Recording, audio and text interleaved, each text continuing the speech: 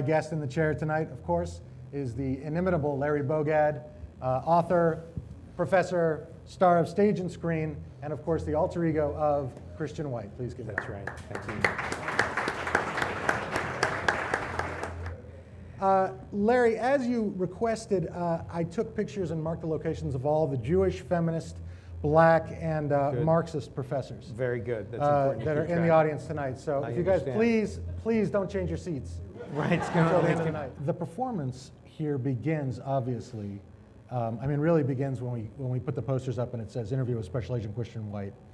But it really begins when we have this long line at the door and people are come in here and forced to go through this process of interrogation, of confession, where they have you ask them to write down some very personal things about themselves and then have those things redacted in front of them, and then processed. Yeah. And each one processed differently in a nonsensical way. Yeah. The cameras, the surveillance, the official-looking nature of the people involved, right? And the talking into the earbuds between you and Agent A over here. Yes. What is all of this designed to generate? At one level, and frankly, it is kind of it doesn't completely match in tone, I admit, so I'm not sure what to do about that, and I'm okay with it for now, but when you come in, that process is different from then the tone of this part of the show, so I'm still working that out, but my intention with it is to sort of introduce you to the performance space in a different, this is actually a little bit of a rigmarole you have to go to just to earn your seat in the space, and to change the tone a little bit. So it sets it that it's satirical and it tells you what this piece is about. And I like things to be a little bit participatory, even if it's in this authoritarian, really deeply horrid way. I think that's just sort of like a metaphor. I want to have it open up with that kind of metaphors. How did you get involved with activist performance of this nature? On this topic in particular, it's quite a while ago I was working on a performance at Northwestern University. I was getting my master's there and then my PhD. And I started doing research into the subject matter of COINTELPRO. And I have to tell you, once you start digging into it, it's extremely creepy.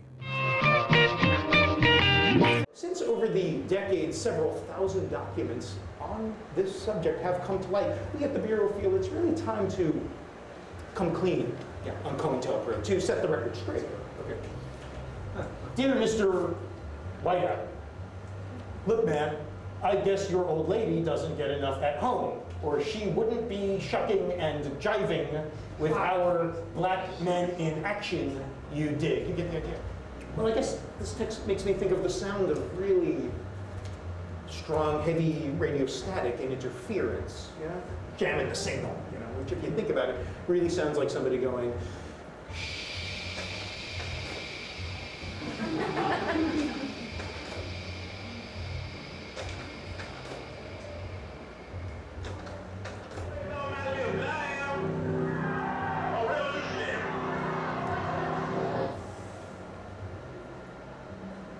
That was Fred Hampton's voice. Fred Hampton is the leader of the Chicago Black Panthers. He was only 20 years old. We shot him in his sleep. He was too good of a speaker. Sorry, Fred.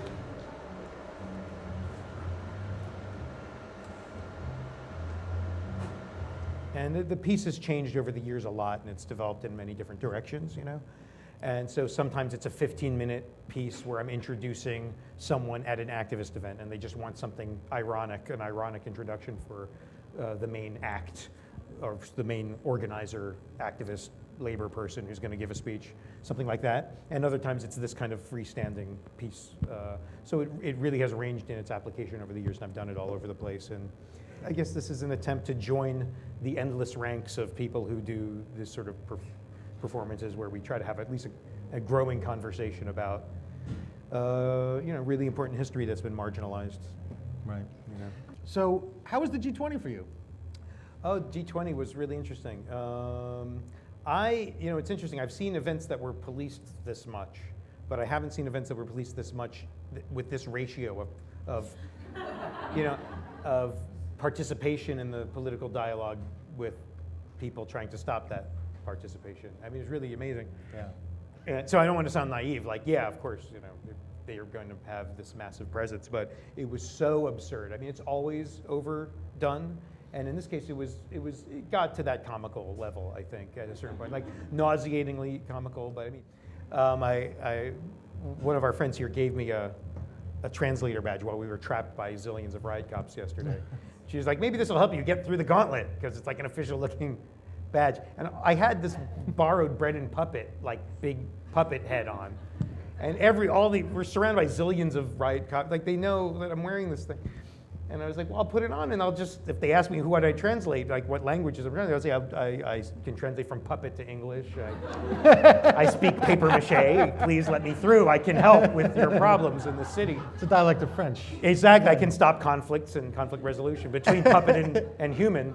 And I wish I could, though. Yeah, the billionaires for Bush. Well, now there's a thing going on, billionaires for wealth care, if I can throw out a pitch for that. And it's actually just billionairesforwealthcare.com. So instead, about 20 billionaires show up with mallets and little balls and rackets. And they're like, okay, everyone, please spread out, spread out. And they said, now the reason these people, the hoi polloi, were not allowed to exercise their First Amendment rights, I know the administration said this and they said that. The real reason is we, the upper 0.0001%, had reserved the Great Lawn to play lawn sports. So we're going to play, so they're playing croquet and badminton in their top hats and opera gowns and tiaras.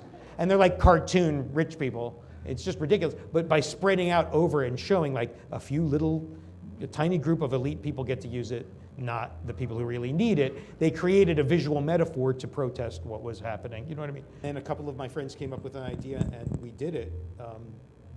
Of just going to a place where people would be screaming about Obamacare and whatever, and we just this was a more solemn and sincere performance where we just had all we were kind of like very all in white, and we were dressed all in white, and we were sort of the spirits of real people who have been killed by corporate healthcare.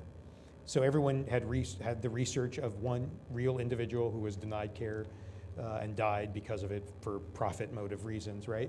And we just kept like sort of haunting and posing as the dead, haunting the space, repeating our horrible story as if we were just back to tell this, you know what I mean? That's all it takes is for a small group of conservative people to spread the word. So would you please join me in thanking the eminent Larry Bogad, please.